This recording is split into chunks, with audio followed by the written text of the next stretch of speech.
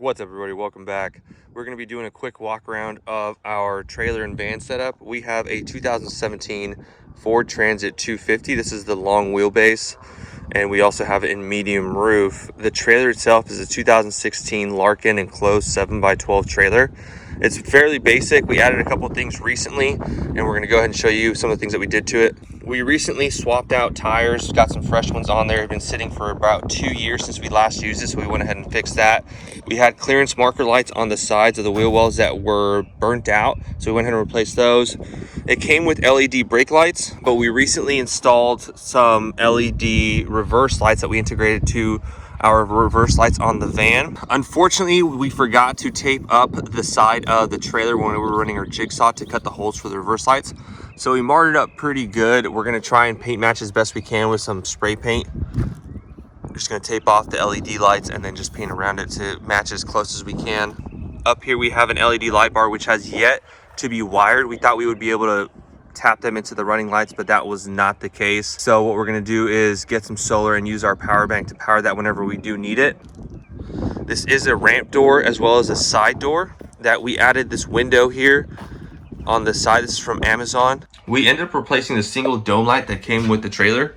It was here in the center, and we replaced it with some LED bars that we got from Amazon that we daisy chained together, that we started the circuit here on the rearmost LED. We ran the wiring that we're going to end up using some gap tape to cover it up, and we're going to make them a little bit more taut so that way they're not just hanging so low. It'll clean up the look of it, and then we continue to tap them in with just some regular T-taps. That E-track was not there. We went ahead and added that, as well as removed the single switch, and we went with the double switch that we're going to tap into. Eventually that second switch is going to be for porch lights that we're going to add on the outside. The cool thing is that if you don't want them all on, you can turn them off, but we just go ahead and leave them all on, so whenever we just turn on the switch, all of them come on at once, and it gives us better lighting in here. We also added a spare tire mount for the trailer. This is E-track as well as with just a spare tire mount. Now that's going to be a temporary placement. We do have additional plans for the rest of the trailer. We have additional E-track that we installed here to host the bike, and we just have a wheel chock up front from Cycle Gear that's just mounted by itself independently.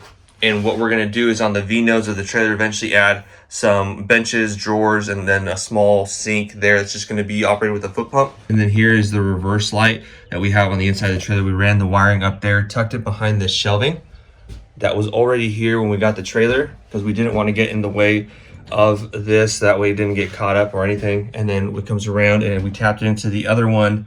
And then this is where the wiring came in. We made it a little bit clean, ran it all the way down, and then we drilled a hole next to the existing hole that was already in the trailer. This green and brown wire was already there, and then we cut this with a drill bit, and then we added a small piece of grommet that we got from Harbor Freight to make it look a little more professional. And then here's the wiring for the light bar that's just kind of hanging out, looking real sloppy. And here it comes in through the roof that we just added some clear sealant so that way it's weatherproof. And then the second switch was for the light bar. We just kept the wiring here so that we don't have to dig it back out. And then eventually we're going to figure out something else for the porch lights here.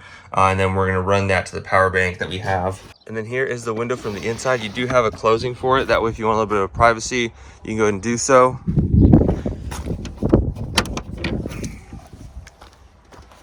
And then you cannot see inside. It's pretty tinted. So with the lights on, we can take a peek inside. You can see that there is a bike in there. Let's go ahead and turn off the lights and see if we are still able to see it. And it looks like you're still able to see it. So if you are storing this for long term, you would want to close this. That way you don't have any wandering eyes curious to see what you have in your enclosed trailer.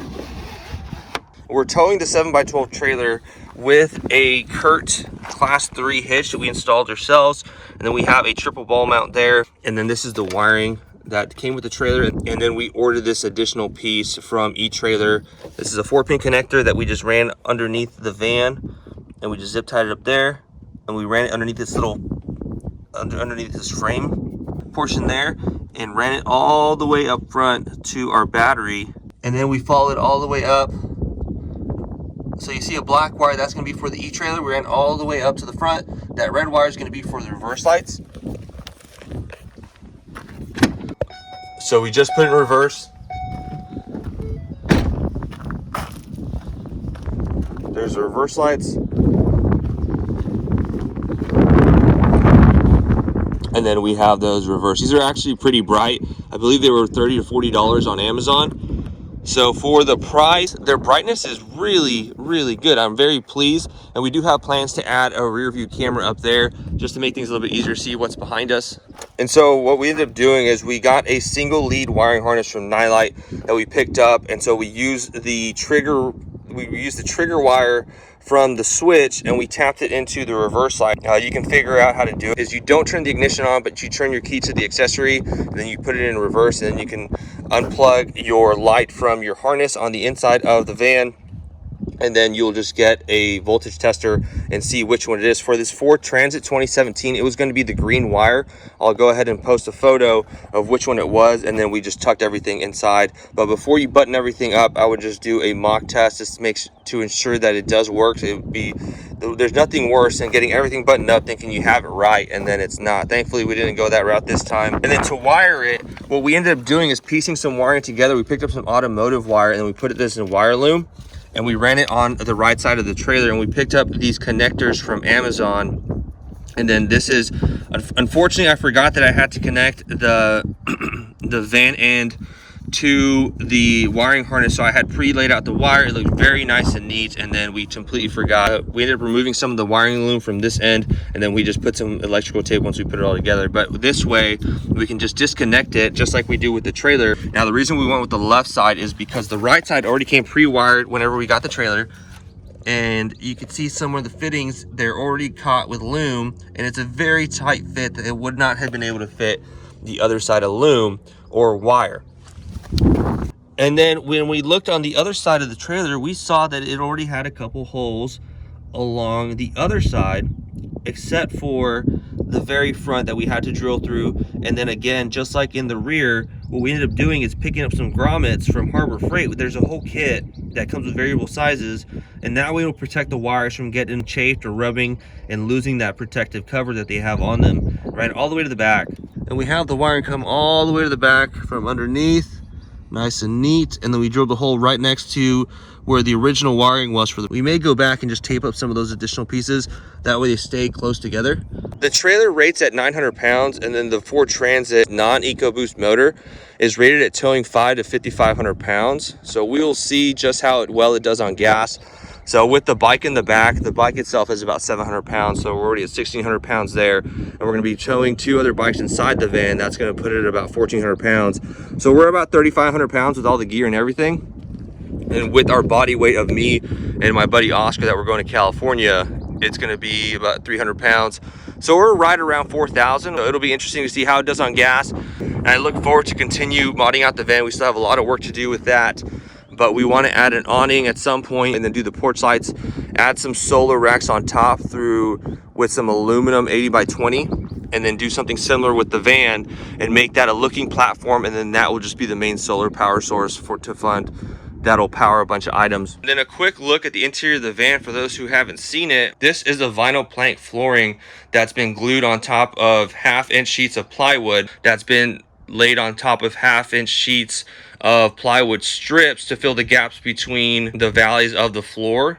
And then we added some E-track along for whenever we do bring our bikes. That way I can load up 2 bikes whenever I want. We have added a max fan up top, then we ran the wiring all across down, and then that is where it comes out, and I will attach it to a power bank that usually sits in this little corner, and that way I can turn it on or off if I ever need to.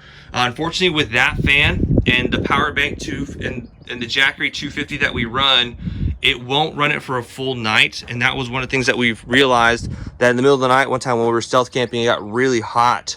So we realized that we needed a bigger power bank, and then we also ended up picking up a smaller fan that we have yet to install. But that is our 2017 Ford Transit and trailer. This is going to be our Motovan setup. We have several track days coming, and I'm really looking forward to where we continue to go. Cheers, y'all. Appreciate y'all. Ride safe.